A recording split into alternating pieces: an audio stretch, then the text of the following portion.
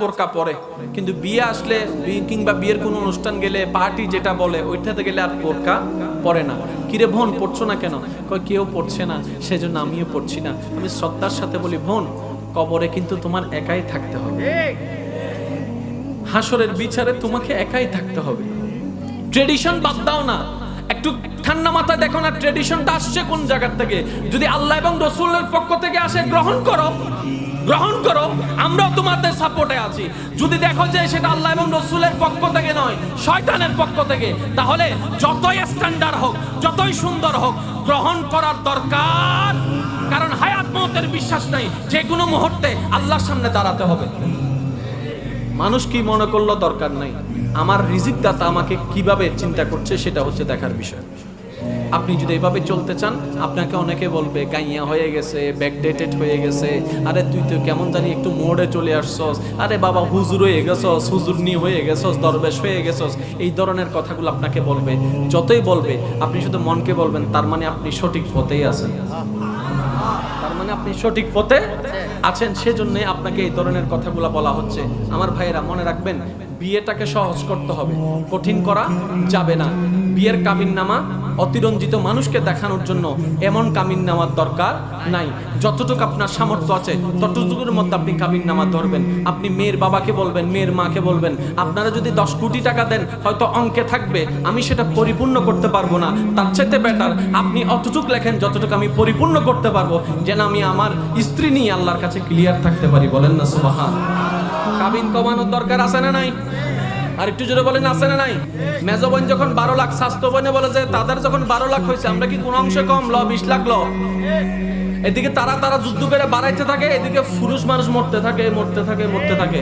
আপনারা শুনলে খুশি হবেন, বর্তমানে অনেক যুবক এমন আছে যারা আল্লাহ এবং রাসূলের সন্তুষ্টির জন্য ওই বিয়ে করার আগে থেকেই নিয়ত করে ফেলেছে, আল্লাহ যদি আমাকে তৌফিক দেয় বিয়ে করার, আমি একটা টাকাও যৌতুক নিব না। এমনও পুরুষ, এমনও ছেলে এখনো আছে, এখানের ভিতরও আছে ইনশাআল্লাহ। বলে যে আমরা যৌতুক, পুরুষরা যদি আস্তে আস্তে যৌতুক থেকে ফেরত আসতে পারে, মেয়ের মা বাবা অভিভাবক যারা আছেন আপনারা একটু কঠিন কাবিন থেকে ফিরে আসুন না, বিয়েটাকে সহজ করুন। দেখেন, বিয়ে করতে গেলে অনেক ঝামেলা, প্রেম করতে গেলে কোনো ঝামেলা নাই। I love you too. আর যদি বিয়ে করতে বলে সাসাই এক বনি, জেডাই এক বনি, খালাই এক বনি, তার মানে আমরা শয়তানের কাজ সহজ করে দিচ্ছি, রবের কাজটাকে কঠিন বানাই ফেলছি। তো কে কি করছে সেটা আমাদের দেখার দরকার নাই, আমরা নিজেরাই নিজেদেরকে ব্যবস্থা করতে হবে, সমাজ পরিবর্তন করতে হবে। কথা বলেন ঠিক কিনা? আরেকটা আওয়াজ দিয়ে বলেন ঠিক কিনা? যারা ছেলের বাবা আছেন, মেয়ের বাবা আছেন, গভীর মনোযোগ। আপনার সন্তান যদি উপযুক্ত হয়, বিয়ের ব্যবস্থা করে দেন। সেই ছেলের টাকা দেখবেন না, গাড়ি দেখবেন না, বাড়ি দেখবেন না, মনটা দেখেন। যার মনে আল্লাহর ভয় থাকবে, নবীর প্রেম থাকবে, এই ছেলের সাথে আপনার মেয়ের হাতটা তুলে দেন। কারণ এই ছেলেটা জীবনে কোনোদিন আপনার মেয়েকে সাথে প্রতারণা করবে না, হয়তো না খেয়ে থাকবে কিন্তু মহব্বত নিয়ে থাকবে। আর আমরা দেখার সময়, মেয়ে দেওয়ার সময় কি কয়তলা বিল্ডিং আছে সেটা দেখি, কয় কোটি টাকা আছে সেটা দেখি। এটাও জেনে রাখুন, যাদের কাছে টাকা বেশি তারা একটু ড্যাম কেয়ার। এক কথা থেকে দুই কথা হবে, বলে যে যা তোর টাকা লইয়ে তুই চলে যা। আপনার মেয়েকে সম্মান দিবে, আর একটু জোরে বলেন সম্মান দিবে। সেজন্য ঠান্ডা মাথায় বিবেচনা করবেন, আবেগ দিয়ে নয়, আল্লাহর ওয়াস্তে ঠান্ডা মাথায়। আর সবচাইতে জীবন সহজ করার মাধ্যম হচ্ছে ইসলাম। আমরা যত ইসলামের অনুশাসন মেনে চলতে পারবো, আমাদের লাইফ তত ইজি থেকে ইজি হয়ে যাবে। বলেন না সুবহানাল্লাহ? আর একটু জোরে বলেন না সুবহানাল্লাহ? বিয়ের অনুষ্ঠানের মধ্যে এগুলা চলবে, জোরে বলেন না চলবে? এগুলা বন্ধ করার দায়িত্ব আমাদের। এবার কেউ এসে বলবে আমার বাড়ি, আমার যা মন চায় তা করবো, কি এটাই তো উত্তর? এবার আপনি উত্তর দিবেন, কার জমিন এটা? কয় আমার। কার জমিন এটা? কয় আমার। তো তোর জমিন হলে তুই জমিন নিয়ে কবরে যা। তোর যদি জমিন হয়, তোর বাড়ি হয়, তুই জমিন বাড়ি নিয়ে কবরে যা। কয় না, কার? আল্লাহর। তা আল্লাহর জমিনে আল্লাহর কথা না চলবে? হু আর ইউ? তুই কে? আমার আল্লাহর কথা চলবে, আমার নবীর কথা চলবে। কারণ জমিনটা তোর বাপেরও না, আমার বাপেরও না, এটা আল্লাহ। আরেকটু জোরে বলেন না? খালাকাস সামাওয়াতি ওয়াল আরদ, আসমান জমিন সৃষ্টি করেছেন তিনি কে? যতগুলা ডিভোর্সের কেস পেন্ডিং আছে চিরাং কোর্টে, খবর নিয়ে দেখেন হুজুরদের ডিভোর্স কয়টা আছে। সবগুলা হচ্ছে ওই মাম্মি ড্যাডি। কেন? শুরুটা যেখান থেকে হয়েছে, সুখদাতাকে নারাজ করেছে। সুখদাতা যেহেতু নারাজ হয়েছে, সুখ দেওয়া বন্ধ হয়েছে। সুখ দেওয়া বন্ধ হয়েছে, 1000 বছরের সম্পর্ক পর্যন্ত বিষাক্ত হয়ে গিয়েছে। প্রত্যেকটা জিনিসের পিছনে মনে রাখবেন আমার যুবক ভাইয়েরা, কারণের পিছনেও কারণ আছে, ঘটনার পিছনেও ঘটনা থাকে। আপনি কি চান আপনার জীবনটা হেল হয়ে যাক, জাহান্নাম হয়ে যাক? বলে যে না। আমি বলবো যে একটা কাজ করেন, আপনি আপনার রবের এবং আপনার নবীর কথা মতে চলা শুরু করেন, জীবন সাজানো শুরু করেন। সুখ দেওয়ার মালিককে হুয়াল্লাযী আনজালাস সাকিনাতা ফি কুলুবিল মুমিনিন, এটাই আল্লাহ পাকের ওয়াদা। চিৎকার দিয়ে বলেন সুবহানাল্লাহ। আর একটু জোরে বলেন না সুবহানাল্লাহ। এখন কি বলে একটা বিটিএস আসতেছে,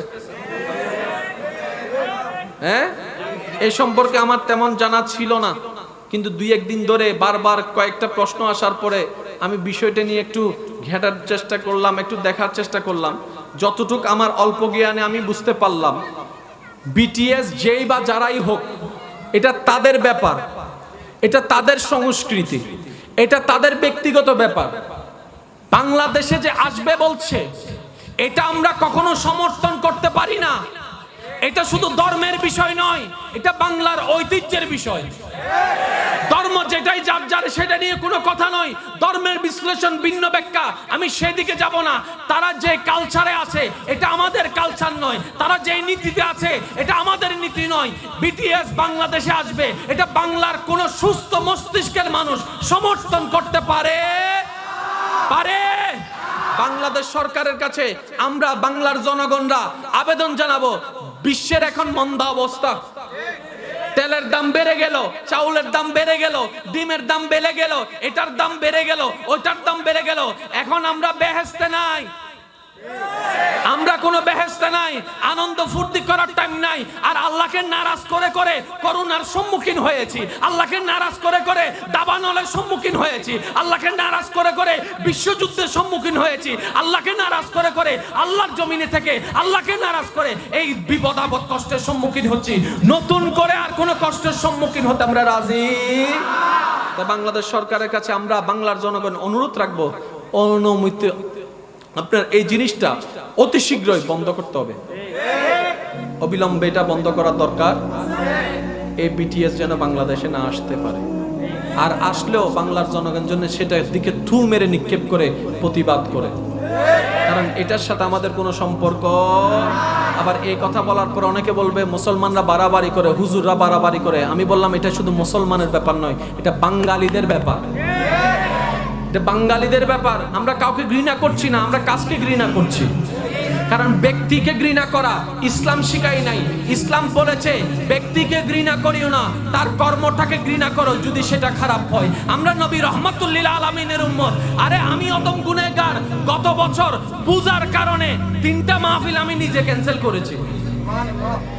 পূজার মণ্ডপ মাহফিলের এখানে যখন খবরটা আমার কাছে আসলো, আমি কমিটির ভাইদের সাথে কথা বলেছি, ভাই আমার একটা অনুরোধ, মাহফিলটার ডেট ক্যান্সেল করে, দরকার হলে পরের মাসে করবে, না হয় পরের মাসে করবে, কিন্তু আমাদের কারণে যেন মণ্ডপে কোনো ডিস্টার্ব না হয়। ওনারা বললেন কেন ভাইজান, জিনিসটা তো বুঝিনি।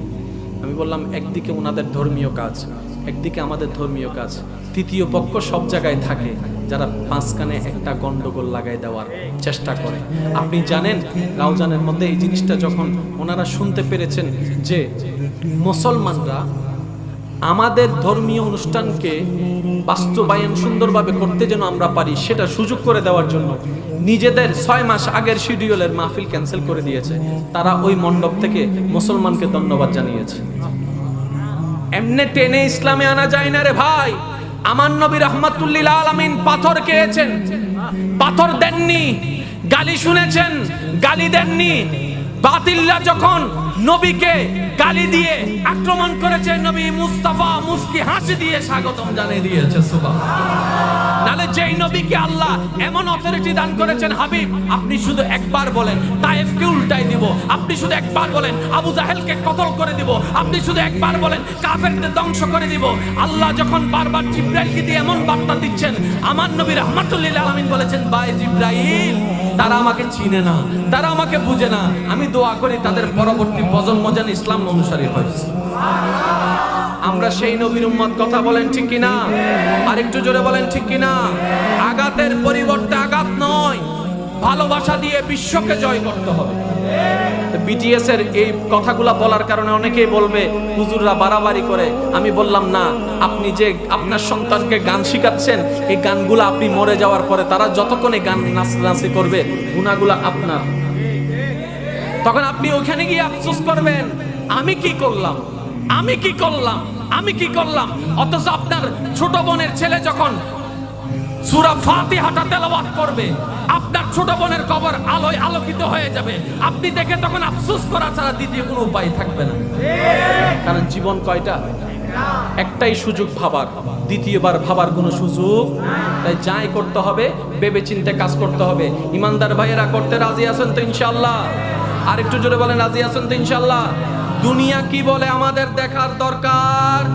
স্বাস্থ্য ভাই, জ্যাঠতো ভাই, খালতো ভাই, আপন ভাই না অপন ভাই কি বলে সেটা আমাদের শোনার দরকার। জমিনটা কার? শেষ ভালো জোর সব ভালো তার আওয়াজ দিতে হবে। জমিনটা কার? আমাদের রুটা দিয়েছেন কে? দেহটা দিয়েছেন কে? রিজিক দিচ্ছেন কে? সুতরাং ওনারটাই শুনবো। আপনাদের বিবেক কি বলে? সিডেঙ্গা ভাষাটা কেন হতা হয় না? জানুন হাই সিডেঙ্গা মানুষ নাই রে বুঝছি, ইম বেগুন মানে বারাত নাই, সেটা বারাটি এসে মানুষ ও সিডেঙ্গা মানুষ সকল মাইতো জানুন হাই। আর কেন জোরে জানুন হাই, তার নুন হাই দেহা গুন গাই দেহা শয়তানর হনা নুন হাই দেহা গুন গাই দেহা তাইকি দেহা জমিনত হতাউনিত দেহা। তো চল্লি বলে কিলে চলার তাইব না কেন? ব্যারেক লাগান দরকার আছে। তো ভালো কাজ করলে উৎসাহ পাবেন না, ডিমোটিভেশন পাবেন। তারপরেও যদি ধৈর্য ধরে থাকতে পারেন, হাজার কষ্টের মধ্যে রবের দিকে তাকিয়ে, রবের ওয়াদা আপনার জন্য, ইন্নাল্লাহ মা'আস সাবিরিন। রব বলে বান্দা আমি কারো সাথে নাই, যদি তুই ধৈর্য ধরতে পারিস আমি তোর সাথে আছি। আমার যুবক ভাইরা, আপনি পারবেন, বিশ্বাস করেন আপনি পারবেন, আপনি পারবেন। এত কঠিন কিছু না, একদম কঠিন কিছু না। শুধু আপনি কয়েকটা কাজ করতে হবে, সেটা হচ্ছে রাগকে কন্ট্রোল করতে হবে। যেখানে সেখানে চলবে না, রাগকে কন্ট্রোল করতে হবে। অন্যের উপকার দেখে, অন্যের ভালো দেখে, অন্যের উন্নতি